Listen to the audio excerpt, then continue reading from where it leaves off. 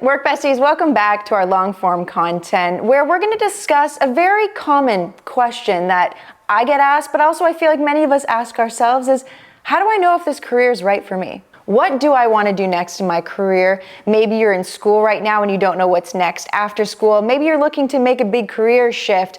Maybe you're just wondering, is the job I have right now really aligned with what I want in a career? I'm going to share with you my framework today that I believe is a very effective way to approach this question, because the reality is what is right for me is going to be so different than what might be right for you. And also what works for me right now in this season of life career-wise might be totally different than what I need in my next season of life. And so in this video, I'm going to walk you through how I kind of create this framework, or how I approach this question of how do I know if this career is right for me? But before we get into it, I also want to make this very clear is you are the only person who can answer this question for yourself. I know that oftentimes when it comes to career, especially, when we're younger, when we're going through school, there's a lot of noise, a lot of you should do this, or this career is what you should explore, or this is the path that you should take, or no, don't do that. That doesn't make sense for you. You'll be better off if you do it this way. While there is some value in the opinions of others, the experiences of others, at the end of the day, you are the only person that can answer this question for yourself. And so I really urge you, as we kind of go through this framework, through this template, through this practice, that you remove all of the outside noise and you really just dial into what do I want, what do I need, what resonates with me, and not what other people want you to do. Now let's get into it. Oftentimes we are asked, what do you want to do when you're older? What job do you want after school? It's always job forward, job priority, job first, without actually knowing what goes into this job altogether. I think trying to shift that narrative more so to being, how do you want career to look within your life? What's important to you within career? What's of interest to you within career? And then the job title or the exact job, that comes at the end, where you kind of plug in a job that makes sense for what you're really looking for. This is what I like to go through. This is how I've navigated my recent career transitions. I basically separate into 4 different quadrants. And so I want you to grab a pen and paper if you're going through this practice, or if you're someone who just likes to kind of listen, that's fine. Don't grab a pen and paper. I'm not offended. And we're going to kind of split it into 4 different sections. One big square divided into 4 squares. So this section is all about how you want to work. Do you want to work in an office space at a desk all day on a laptop? Do you want to do more hands-on, away from a computer, away from a desk kind of work? So all of the how you want to work, write them in that little square up there. So once you've got your how you want to work, and I mean, if things start popping up as we go through this practice and you want to add to that section, go for it. But the next section is all going to be about compensation priorities. I don't know, there's probably a better title for that, but that's kind of what I like to call it. And this is all, do you want to be salary? Do you want to be hourly? If you want to be salary, what's the range? And you can take this kind of one step deeper, maybe as a separate practice or maybe part of this, to understand all of the different expenses that you have within your life and what a realistic salary range looks like for where you're at right now, to be able to cover all the bills, to be able to put some away into savings. What is your perfect ideal salary range? Put that in that quadrant. We're also going to be in this quadrant looking at, do you want to do contract work? Or would you prefer to do full-time work? Do you want to have health benefits? Are those really important to you? And then in health benefits, what specifically would you really, really value as part of your total compensation? Flexibility, this one can also kind of go a little bit about how we work, but flexibility is definitely a benefit that comes with jobs. I know it's not technically part of total compensation, but for me personally, that's a major value add when there's flexibility within a job, whether that's being able to shift your hours. If you have an appointment one day, you can kind of run out and adjust hours accordingly. Like, there's a lot of flexibility, a lot of autonomy in the work. That's why I like to keep it in this section. Training. Is training important to you? Further education opportunities through your career, through your job? Is that something that you're looking for? Negotiation opportunities. Do maybe you get on board with a company and there's no negotiation opportunities moving forward and you're okay with that. You're like, yeah, if I sign on for the job, that's fine. In a couple of years, I can always bounce to another job, not a big priority for me. Whereas someone else might say, yeah, I really want a company or a career or a job I can grow at. And there's a lot of negotiation opportunities there so I can continue to grow my career as my life evolves and my needs change financially or what have you. You can evolve within this this company. So for some, that's really important. Career advancement kind of goes hand in hand with negotiation opportunities. I guess yes and no, but career opportunities, advancement, maybe that's important to you too. So write down everything in this about compensation, total compensation, value add within a job, what you'd be looking for. Another good one to add in this category, if it's of interest to you, would be experience or exposure that aligns with your career direction. So maybe you're looking more at an entry-level position in something, but within the direct people or teams you're going to be working with, you're going to be working directly with a job that is of interest to you down your career path. So you're really getting exposure and experience to jobs that are in your direct line.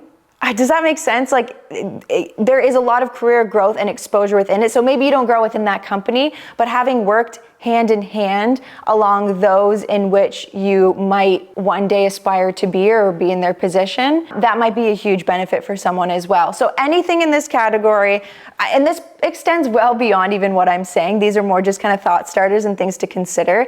Any value add compensation kind of goes in that quadrant. Cool? And before I forget, another one for that quadrant, if you haven't already thought of it, is paid time off.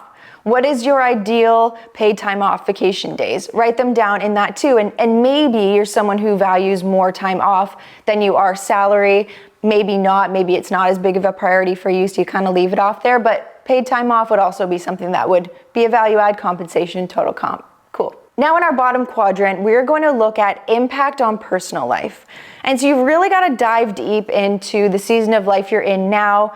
Potentially, if you know you're kind of shifting into a different season of life soon, you might want to consider that in this area as well. But this is, and I don't know a single job out there that doesn't have some impact on personal life. And so I really want you to think about how your ideal job impacts your personal life. And in this area, we're going to think about things like expectations surrounding working overtime, being on call, being available. Is it a job you're like, once I'm clocked in, I'm in. Once I'm clocked out, I'm out. Work's not a thought in my mind. I'm not connecting.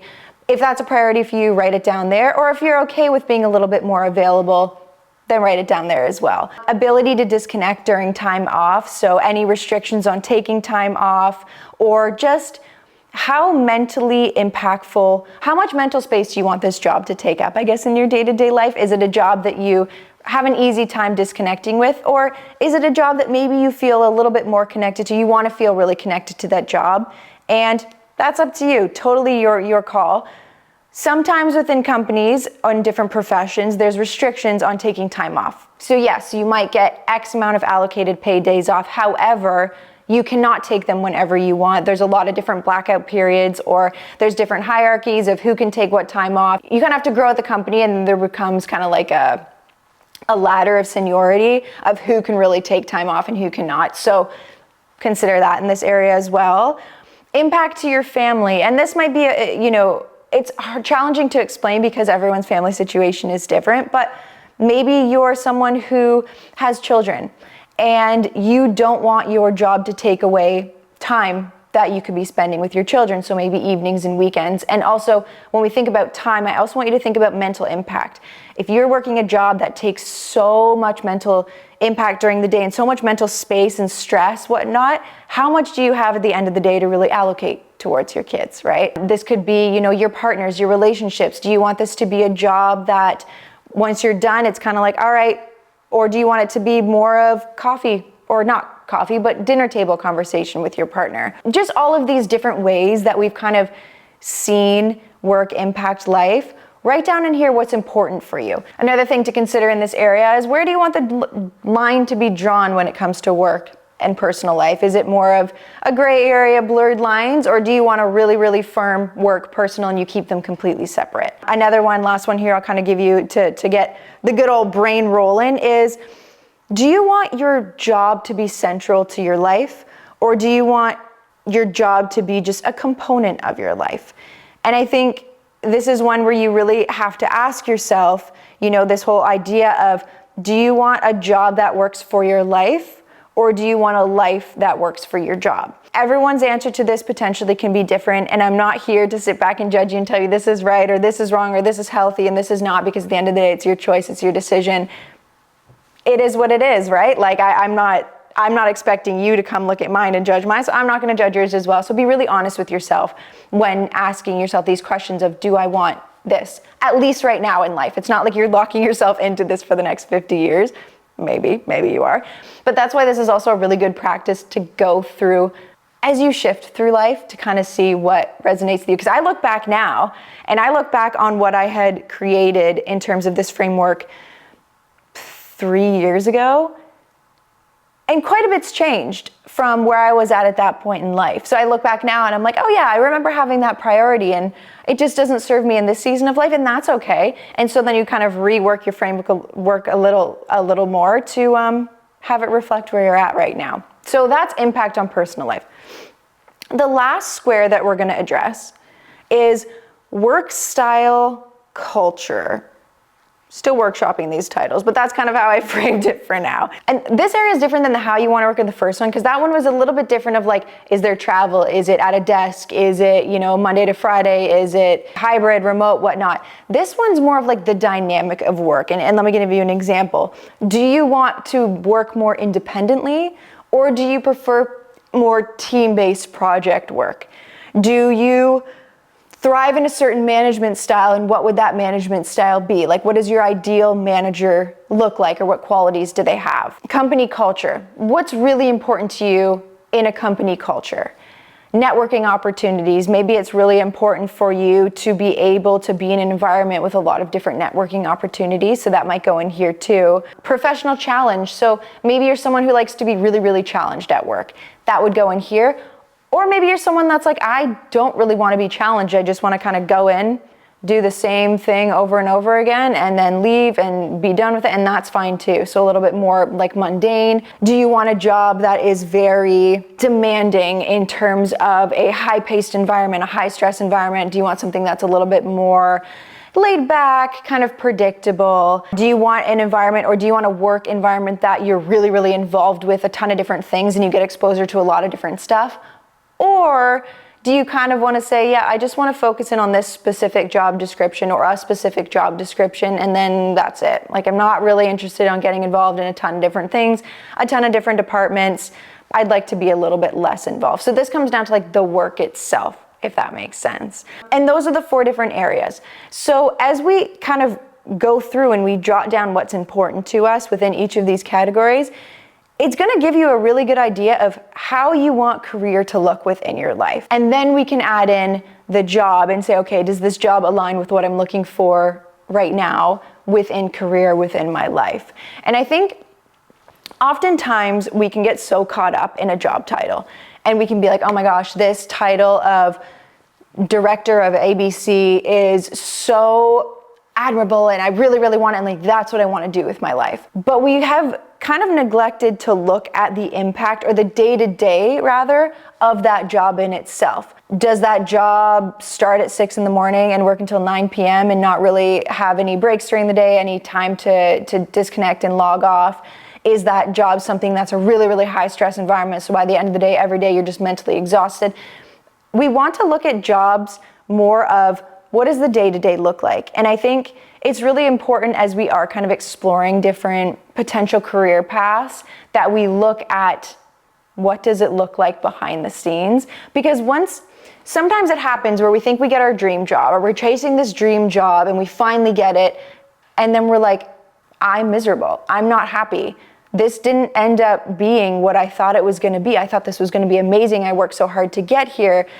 But it's because it's so misaligned with what you're actually looking for and what's important to you within career. Like, I just think about how many times we jump into career without even understanding what the day-to-day of it looks like, and what it takes to not only get to that career, but then to maintain that career and to potentially grow within that career. We just kind of like skip over that whole piece, and we're like, well, hope it works out. This title sounds great. It ends up leading to a lot of kind of, when we're not aligned job-wise with what we're really looking for career-wise, it's like this internal struggle of like, well, I should be grateful and I should be happy I'm here because this is exactly what I wanted. But then on a deeper level, it's not really what you wanted. It's really misaligned with what you're actually looking for, and potentially a different job out there that maybe on the surface wasn't really appealing to you, marries up perfectly with what you're looking for in career. Anyways, that is the framework that I like to follow when it comes to deciding if a career is right for me and what I want to do next, or if what I'm doing right now is really aligned with what I want to do job-wise. So maybe you found this helpful. And maybe not, I'm not offended, but like I said at the beginning of this video, if you're going through this practice, do it without any external noise. And then if you really value someone's input, you have a mentor, you want to bounce things off your partner, whatever it is, absolutely do that, but do it by yourself first. And then as you review it with someone else, you kind of share it with someone else, they might be able to add in some experience or some expertise or some thoughts for you to consider. Doesn't mean you have to take them, because at the end of the day, this is yours and this is what works for you career-wise. Anyways, I just encourage you to do this on your own before thinking about introducing anyone else into your brain of career and what you're kind of desiring within that. I won't take any more of your time. I appreciate you being here. I hope maybe you found this a little bit useful. If you have any questions, drop them in the comments. I'll do my best to get back to you.